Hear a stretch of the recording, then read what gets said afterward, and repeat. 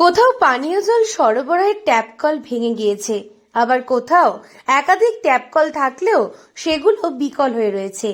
এই চিত্র বালুরঘাটে অবস্থিত দক্ষিণ দিনাজপুর জেলা হাসপাতালের সুপার স্পেশালিটি বিল্ডিং এর বাইরে থাকা ট্যাপ কলের। তবে শুধুমাত্র বাইরেই নয়, বিল্ডিং এর বিভিন্ন তলাতেও পানীয় জলের ট্যাপ বিকল, কোথাও আবার ভেঙে রয়েছে বলে অভিযোগ। পাশাপাশি পানীয় জলের কোয়ালিটি নিয়েও বিস্তর সমস্যা রয়েছে।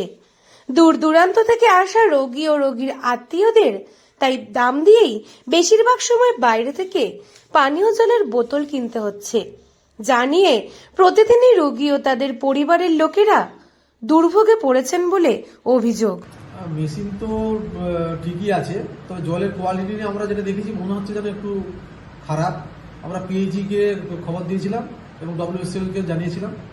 পিএইচি চেক করে দেখেছে জল গুণগত মান ঠিক আছে, কিন্তু খেতে গিয়ে আমাদেরও দেখেছি যে টেস্টটা সেরকম একটা ভালো নয়। যাই হোক, আমরা WSL কে চিঠি করেছি। চিঠি করার পরে আমরা চাইছি যে পুরো সব অ্যাকোয়াগার্ডগুলোকে আমরা চেঞ্জ করে দিতে, এবং সেটা আমাদের ওয়ার্ক অর্ডারও পেয়ে গেছে, ওরা এপ্রিলেই চেঞ্জ করে দিচ্ছে। আর দোতলায় একটা কোনো কারণে একটা ভেঙে গেছে, ওটাকে আমরা চেঞ্জ করে দিচ্ছি। চেয়ারম্যানকে জানানো হয়েছে, দেখা যাক উনি কত সত্তর এটা করেন। কারণ আমাদের চেয়ারম্যানের উপরে তো আমাদের এই ক্যান্টিনটাও উনি তাড়াতাড়ি চালু করবেন বলেছিলেন, এখন পর্যন্ত হয়নি। আশা করছি উনি তাড়াতাড়ি এটা ব্যবস্থা করে দেবেন। দ্রুত জলের ট্যাপ মেরামত করার দাবি জানিয়েছেন রোগীর আত্মীয়রা।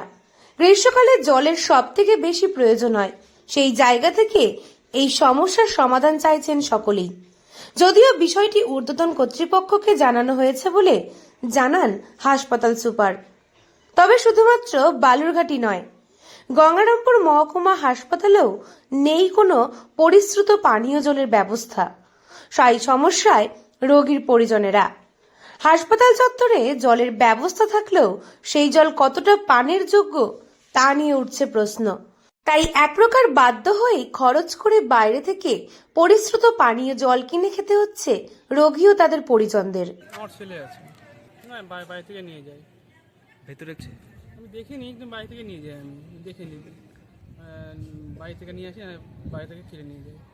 হলে ভালো হয় আর কি, ঠিকঠাক হলে ভালো হয় আর কি, সবার জন্য ঠিক হয়। এই গরমে তো জলটা প্রয়োজন। সবাই ঠিক আছে, সবাই আছে আর কি, বড় ছোট লোক সবাই আছে। যাই হোক, হলে সবার ভালো হবে আর কি, এটাই। অবস্থায় হাসপাতাল চত্বরে পরিশ্রুত পানীয় জলের ব্যবস্থার দাবি তুলেছেন রোগীর পরিজনেরা। ফলে বহু কোটি টাকা খরচ করে সুপার স্পেশালিটি হাসপাতাল তৈরি করা হলেও রোগী ও তাদের পরিবারের লোকজনদের দুর্ভোগ কাটেনি। দক্ষিণ দিনাজপুর থেকে সুস্মিতা গোস্বামী রিপোর্ট, লোকাল 18 বাংলা।